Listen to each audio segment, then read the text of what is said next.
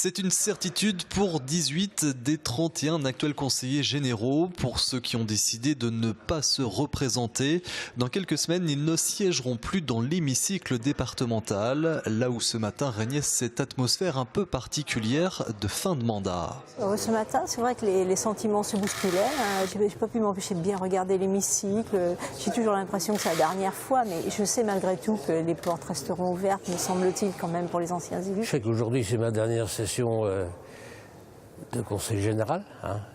Mais je crois que ce qui est important, c'est de pouvoir consacrer le temps et l'énergie nécessaires à d'autres mandats et de pouvoir apporter ce qu'on considère devoir être notre rôle auprès de l'électeur qui vous a fait confiance. Sentiment partagé par le doyen de l'Assemblée, Jean-Pierre Hoc, qui lui aussi se retire pour se consacrer à ses autres mandats, mais non sans une certaine émotion. Même si j'avais pris la décision il y a un certain temps, c'est quand même un moment.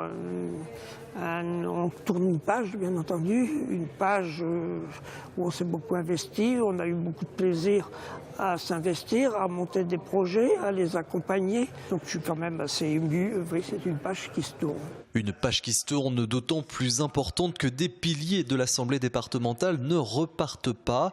À gauche, par exemple, Pierre Regnault. À droite, Bruno Retailleau, candidat au régional en décembre prochain, qui met ainsi un terme à 27 années d'engagement vendéen. Ça a été pour moi une grande page de ma vie, puisque c'est mon premier mandat.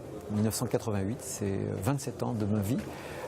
C'est ce qui m'a construit, c'est ce qui m'a formé. Maintenant, la vie continue. Ce que je souhaite, c'est que le département continue à marcher de l'avant. Le conseil départemental qui en tout cas présentera une toute autre physionomie dans quelques semaines, avec plus d'élus, plus de femmes et sans doute une moyenne d'âge rajeunie.